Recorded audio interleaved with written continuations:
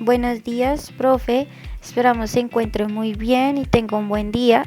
Nuestro tema es tejido muscular y nosotros somos Valentina Díaz y quien le habla, Dana González.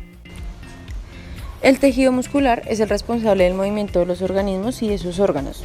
Este está conformado por unas células denominadas miocitos o fibras musculares que tienen la capacidad de contraerse. Los miocitos se suelen disponer en paralelo formando haces o láminas. La capacidad contráctil de estas células depende de la asociación entre filamentos de actina y filamentos formados por las proteínas motoras, que son miosina y que están presentes en el citoesqueleto. Bueno, como generalidades del tejido muscular vamos a encontrar que es especializado en contracción y transmisión de impulsos, se encarga del cambio del tamaño y la forma de los órganos, se encarga obviamente del movimiento del cuerpo, se clasifica según su aspecto y sus células y se divide en tipos de músculos. Bueno, el tejido muscular se divide en tres tipos, como ya lo había dicho. El esquelético, liso y cardíaco. Este se diferencia por su aspecto y organización de sus células. Las células del músculo esquelético son muy largas y estriadas. En cambio, las células del músculo cardíaco son más cortas, son ramificadas y poseen también estrías. Y las células musculares lisas son fusiformes y sin bandas transversas, y de ahí viene su nombre de músculo liso. Músculo esquelético estriado.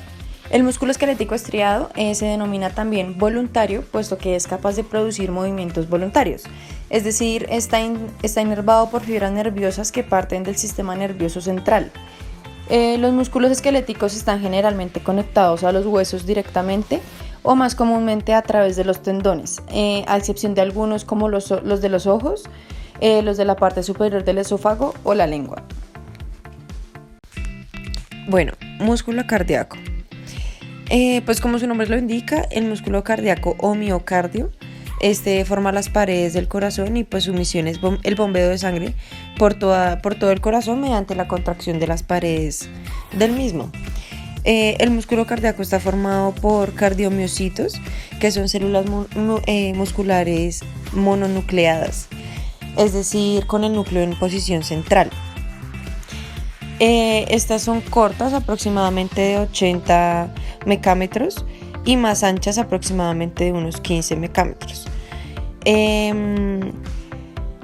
Estas células son ramificadas, presentan estrías transversales cuyo patrón es similar al de las células musculares esqueléticas. Tiene bandas oscuras que corresponden con la superposición de los filamentos de actina y miosina de su citoesqueleto y con bandas claras que corresponden solo a los filamentos de actina. Las células musculares estriadas se llaman sarcolema, la cual en mamíferos se invagina para formar los túbulos transversales con un diámetro de unos 15 a 20 mecámetros. Las células musculares lisas tienen diferentes diámetros. Estas son las células del miometro uterino y poseen una gran longitud. Estas pueden llegar a medir 800 mecámetros de longitud. Esta posee un núcleo elongado y posicionado en el lado central. Tiene un citoplasma homogéneo con la ubicación del aparato contráctil, teniendo diferencias entre el músculo esquelético o el cardíaco. Estas estructuras no se organizan para ser visibles en el microscopio óptico. Dicho músculo, el liso, se debe a que carece de extracciones en su citoplasma y están rodeadas por una capa de matriz extracelular denominada lámina basal. El músculo liso también es denominado involuntario o plano. Se encuentran todas aquellas estructuras corporales que no requieren un movimiento voluntario, por ejemplo el aparato digestivo, las vías respiratorias, algunas glándulas, la vesícula biliar, la vejiga urinaria, los vasos sanguíneos, los vasos linfáticos, el útero y demás.